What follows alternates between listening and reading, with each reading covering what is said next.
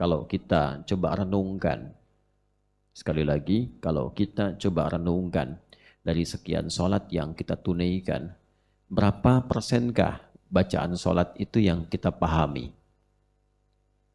Karena pemahaman terhadap apa yang kita baca dalam sholat, atau bahkan dalam tuntunan ibadah secara umumnya, itu pertama akan mengantarkan cepat kepada kekhusyuan.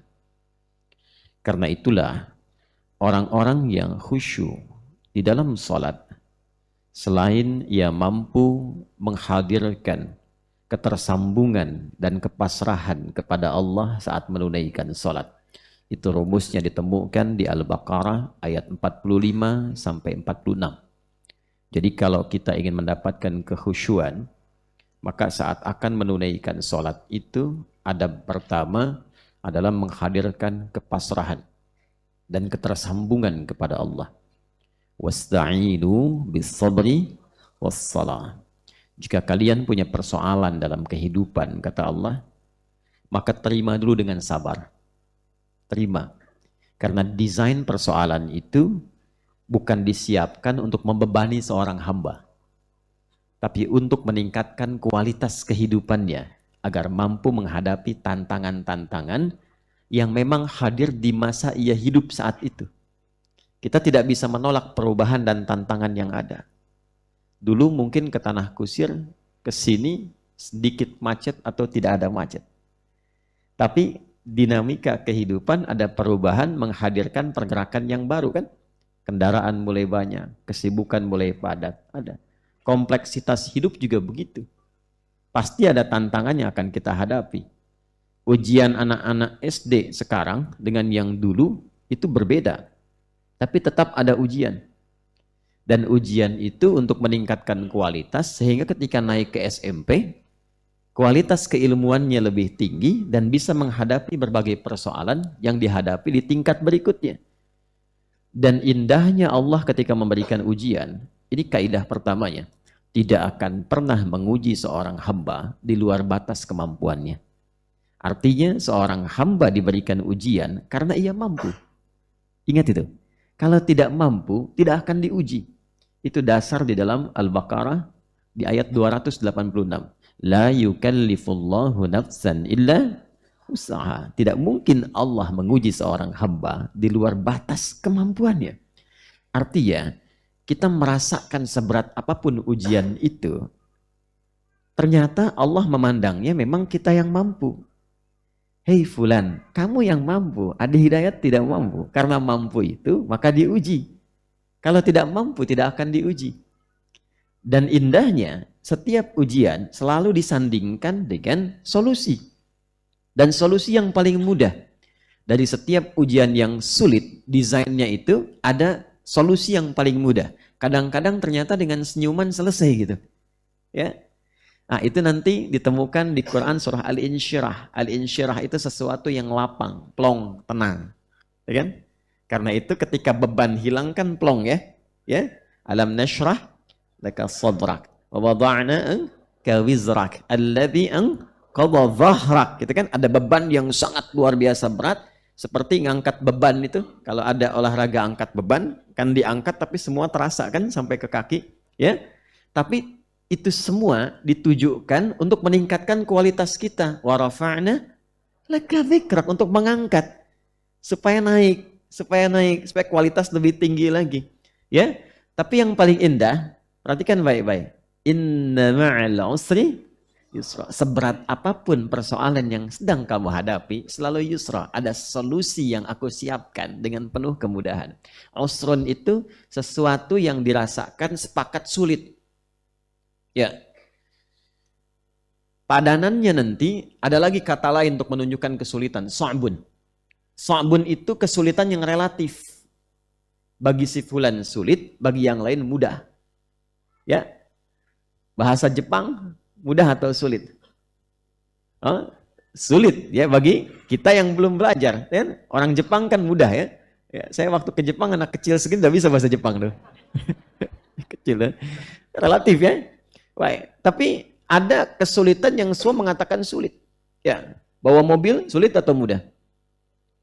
Bukan mengendarai mobil, bawa mobil. Bawa. Sulit ya? Oke, sulit ya. Nah, itu usrun namanya. Sa'bun itu relatif, usrun itu sepakat sulit. Ya. Dan di setiap kesulitan yang dirasakan, seberat apapun kata Allah, itu selalu ada solusi. Inna ma'al usri yusra. Solusi yang termudah. Ini secara psikologis memberikan kesan kepada jiwa kita begini. Ini kata Al-Quran itu begini. Kalau sedang merasakan satu ujian, seberat apapun, tanamkan pada jiwamu, pasti akan selesai. Pasti tuntas. Pasti ada solusinya. Itu secara psikologis mengurangi beban. Paham ya? Seberat apapun. Ini yang nyampaikan Allah, bukan saya. Ya, nah nanti kalau kita sudah merasakan itu, apapun masalahnya, di rumah tangga, kan? Di pekerjaan, kalau sedang ada tugas, ujian, atau masalah seberat apapun, tanamkan pada diri kita. Allah tidak akan pernah uji saya, kecuali saya mampu. Pasti selesai. Tapi nggak usah dibikin status di media sosial. Pasti ujian ini akan berlalu. Gitu. Tidak usah. Ya, tancapkan pada jiwa. Setelah itu, nanti akan ada ketenangan pengantar yang hadir dalam jiwa. Itulah yang dimaksud dengan syarah. Insyirah. Nah, kalau sudah lapang itu ada pengantarnya, bawa dalam sholat. Ini yang dimaksud wasta'inu bis-sabri was-salat. Ya, bawa dalam sholat. Makanya ketika kita sholat, kita sampaikan kepada Allah, ya Allah, engkau perintahkan aku untuk membawa persoalanku dan memohon solusi kepadamu dalam sholat. Sekarang aku sholat, aku mohon kepadamu solusi. Itu yang kita katakan, iyyaka na'budu wa iyyaka nasta'in. Hanya kepada engkaulah aku sekarang mencurahkan segala persoalanku melalui ibadah ini. Ya, na'budu itu maksudnya sholat. Itu yang dimaksud di Quran surah ke-20 Taha ayat 14. Innani anallahu la ilaha illa ana fa'budni wa aqimis salata lidzikri. Ya, sungguh akulah Allah, tidak ada Tuhan yang dipertuhankan dan layak untuk disembah kecuali aku, kata Allah. Maka sembah aku. Fa'budni, sembah aku. Lewat apa? Lewat salat. Wa aqimis salat. Maka kita datang dalam salat, kita katakan iyyaka na'budu. Itu. Lalu setelah itu apa? Wa iyyaka nasta'in. Ya Allah, engkau perintahkan aku wasta'inu bis-sabri was. Sekarang kami nasta'in, kami minta kepadamu seperti apa yang kau perintahkan. Makanya di hadis qudsi ya, an Abi Hurairah radhiyallahu taala anhu qala, ya, anin Nabi sallallahu alaihi wasallam an Rabbih jalla wa ala. Hadis qudsinya mengatakan, idza qala al-'abdu, kalau seorang hamba benar salatnya dan dalam salat ia sampai pada kalimat iyyaka na'budu wa iyyaka nasta'in, qala Allah azza wa jalla, Allah menjawab, hadza baini wa baina 'abdi. Jazakallahu khair. Hadza baini wa baina 'abdi. Ini perjanjian, komitmen antara aku dengan hambaku, wali 'abdi ma sa'al. Kalau hambaku benar salatnya, apapun yang ia minta sampai dengan kalimat itu, nasta'in, aku akan berikan, aku akan kabulkan. Karena itu dulu Nabi SAW, termasuk sunnah yang diteruskan oleh kalangan sahabat, tabi'in, orang-orang saleh. Kalau ada persoalan apapun dalam kehidupan, termasuk ada hajat tertentu. Bahkan Al-Imam Al-Bukhari ingin menuliskan kitab Sahih Al-Bukhari, ya. Itu 16 tahun dituliskannya. Sebelum menulis setiap satu hadis, itu beliau sholat dulu 2 rakaat. Ya, sholatnya jenisnya banyak, bisa tahiyatul masjid, bisa sholat duha, datang. Minta petunjuk kepada Allah. Tenang hatinya, baru tulis.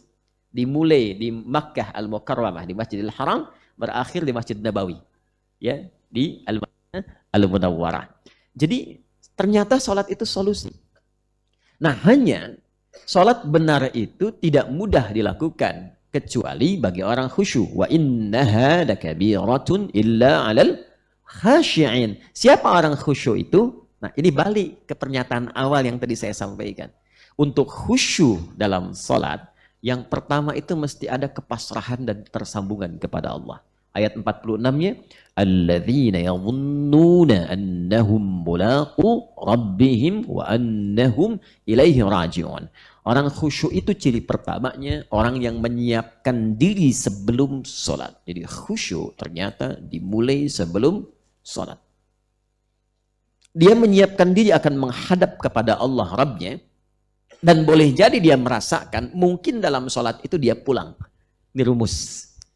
Ya, kalau dengar kalimat begini, raji'un, raji'un, raji'un, ilaihi raji'un, yang terbayang apa?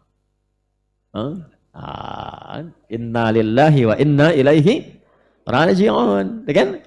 Ya, kembali kepada Allah, kan? Ya, dan desain kalimat itu pada awalnya bersandingnya dengan musibah. Dengan musibah. Itu ada di Al-Baqarah ayat 156. Alladzina idza asabathum musibah qalu inna lillahi wa inna ilaihi raji'un. Dan musibah nanti terbesar bagi yang hidup itu kan kematian. Makanya sering dilekatkan kalimat itu. Padahal apapun yang kita terima itu pada dasarnya punya Allah. Itu musibah. Jabatan musibah. Kan? Musibah. Makanya dulu orang terima jabatan tuh inna lillahi wa inna ilaihi raji'un, bukan alhamdulillah terpilih, tidak. Ya, dia merasakan ini titipan Allah, pasti dihisab. Ada harta, inna lillahi wa inna ilaihi raji'un. Ibu dapat suami, wa inna lillahi. Ya, semua itu akan dihisab, akan ditanya oleh Allah. Jadi kalau kita merasa semua titipan, maka cara mengelola titipan itu pun pasti akan waspada. Ya, pasti akan diolah dengan baik. Saya nitip kepada Anda motor, pulang-pulang spionnya hilang, stang bengkok, gitu kan? Ya, rodanya kempes 2. Kira-kira perasaan saya bagaimana? Ya, Allah nitipkan kepada Anda ada anak-anak, ada pasangan hidup, ada harta benda, itu akan ditanya ketika kembali. Nah, karena itu rasakan ketika menerima titipan itu bagaimana kalau saya pulang, bagaimana kalau saya wafat, mengembalikan dan ditanya, mempertanggungjawabkan setiap titipan itu. Nah, ini spirit ini usahakan ditampilkan ketika akan sholat. Kata Al-Quran, kalau hendak engkau sholat, rasakan mungkin sholat itu menjadi sholat terakhir dalam kehidupan kita. Dan boleh jadi saat sujud itu kita berpulang. Ini yang diisyaratkan oleh Nabi SAW setiap akan beliau sholat, setidaknya menghadap kepada jamaah itu, selain mengatakan istau, kan? Ya, beliau juga mengatakan apa? Sallu salatal muwadda'. Sholatlah, persiapkan diri kita saat ini seakan-akan ini sholat perpisahan kita dalam hidup. Nah, kalau kita merasakan akan berpulang, kekhusyuan akan hadir.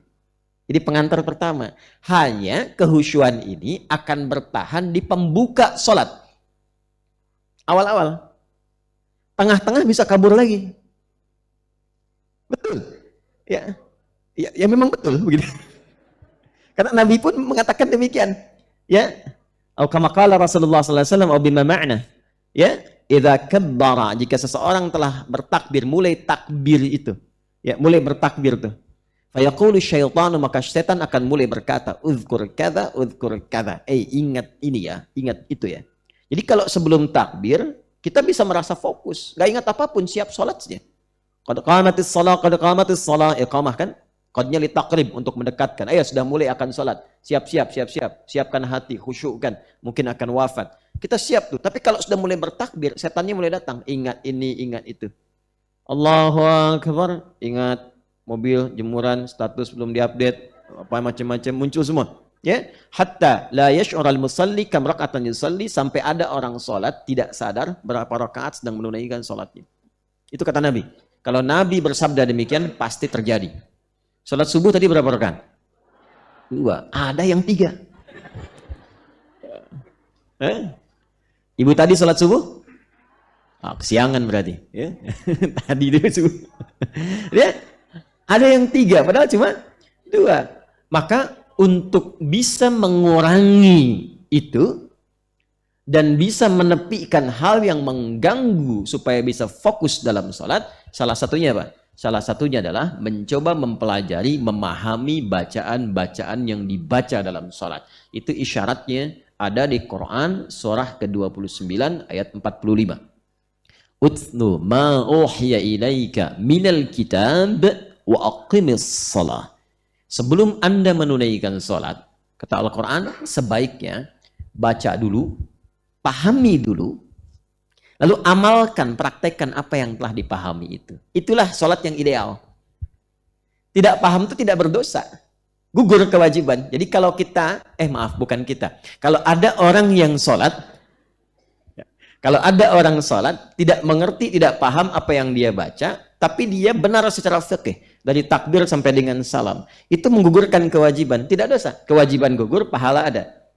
Hanya kekhusyuan belum tentu diraih sempurna, dan manfaat sholat dalam kehidupan belum tentu bisa didapat. Ya, apa di antara manfaat itu? Teruskan ayatnya. Innas sholata tanha 'anil fahsya wal munkar. Sholat yang benar, yang paham bacaan ini, yang mengerti tentang gerakan-gerakan kenapa mesti begitu, sehingga saking pahamnya ruku tuh terasa nikmat, sujud tuh enak gitu ya. Sampai banyak kisah dulu kita dapati, ada orang sedang sholat, anak panah lewat pun diam saja, ya kan? Ada kan yang demikian itu ya. Terus ada kisah yang sangat viral di antara seorang sahabat itu yang terkena duri di kakinya. Ketika akan dicabut tuh sebelum sholat tuh sakit, saking sakitnya tuh sulit untuk dicabut. Ada seorang mengatakan kawannya, tenang, saya tahu kapan waktunya itu dicabut. Ketika dia sedang sholat, baru kemudian dikeluarkan itu, durinya itu, dan tenang saja, tidak ada perubahan ekspresi bahkan di wajahnya. Ya. Kalau mau lebih dahsyat lagi, ya ada lagi, ini kisah nyata. Saya tidak menyampaikan sesuatu yang cerita yang aneh-aneh gitu ya. Ada kisah setelah itu, ada orang yang memang harus diamputasi bagian tubuhnya. Ya, dan dulu kan belum ada obat bius seperti sekarang. Ya. Sampai kemudian sulit, berat, aku khawatir membuat dia kesakitan, atau bahkan lebih daripada itu, bukan hanya pingsan, bisa lebih membahayakan. Tapi apa jawabnya? Dia sampaikan kepada dokternya, saya tahu kapan itu harus diamputasi. Lakukan ketika saya sholat. Tidak ada perubahan sedikit pun di wajahnya. Gitu. Baru setelah salam, pingsan. Setelah salam, pingsan. Tapi itulah sholat orang-orang dulu, kualitasnya demikian. Jadi ia mengerti apa yang ia bacakan. Bahkan baru takbir pun sudah ada getaran pada jiwanya. Itu sudah takut. Saya kan dulu pernah ajarkan di sini kan. Jadi begitu tangan mengangkat itu begini, tangan mengangkat, ini kan ada ulama yang menyebutkan di Asrarus Salah, ada kitab namanya Asrarus Salah. Ada lagi Nazarat fi Ma'anis Salah. Di kitab-kitab dari kalangan salaf-salaf dulu, termasuk yang kontemporer, mengangkat begini itu sebenarnya ada dua makna. Ya, satu, buang urusan dunia ke belakang. Jadi kalau mau sholat, dunia jangan bawa-bawa, buang ke belakang. Jangan dibawa. Yang membuat seseorang tidak khusyuk itu ketika sholat, dunia masih dibawa. Itu poinnya. Yang kedua, kepasrahan kepada Allah. Pasrah. Ini yang dimaksud tadi, wa inna ilaihi rajiun. Begitu lisan mengucapkan Allahu Akbar, dunia kecil semua, hanya Allah sekarang yang agung. Ya, tapi itu secara hikmah, kalau paham makna, itu dalam ke hatinya. Ya Allah, aku berikrar Engkau yang paling agung, paling besar, paling hebat. Tapi bahkan sebelum sholat pun, kadang aku membawa kebesaran dalam kehidupan. Merasa lebih hebat dibanding orang lain. Ilmu yang paling tinggi, harta yang paling banyak, kedudukan yang paling berpangkat. Itu hal demikian. Dan pada saat yang sama merasakan bagaimana aku kalau diwafatkan dalam keadaan sombong dan agung itu. Muncullah kepasrahan. Disitulah kemudian dia berkata, Allahumma ba'id baini wa baina khataya. Ya kecilnya pengakuan. Itu kalau paham itu begitu. Ya Allah, aku akui, aku tuh banyak dosanya. Ya. Namun aku menyadari, Engkau pemaaf yang tiada batas bagi rahmatmu. Maka aku mohon ya Allah, pisahkan aku dan jauhkan dari kesalahan yang aku perbuat, seperti Engkau jauhkan timur dan barat yang tidak pernah menyatu. Jangan buka itu lagi di hari kiamat. Aku taubat sekarang. Kalau di hari kiamat dikatakan, "Faman ya'mal mithqala dzarratin khairan yarah wa may ya'mal mithqala dzarratin syarran yarah." Yang kecil sekecil apapun dibuka, baik ataupun buruk. Allahumma naqqini minal khataaya kama yunaqqa thawbul abyadu minad danas. Allahumma ighsilhu bil ma'i wal thalji wal barad. Kalau perlu ya Allah, bersihkan dengan apapun yang mampu menghilangkannya, sekaligus sekalipun aku mesti merasakan dengan sesuatu yang dingin ataupun sesuatu yang berkonsekuensi lebih daripada itu. Yang penting aku taubat. Itu baru takdir, apalagi itu dibawa dalam sujud. Nikmat. Saking nikmatnya kadang-kadang tak sadar tiba ajal dan dia wafat dalam keadaan sujudnya. Nah, itulah yang dimaksud kehusyuan ketika itu dipahami dengan baik.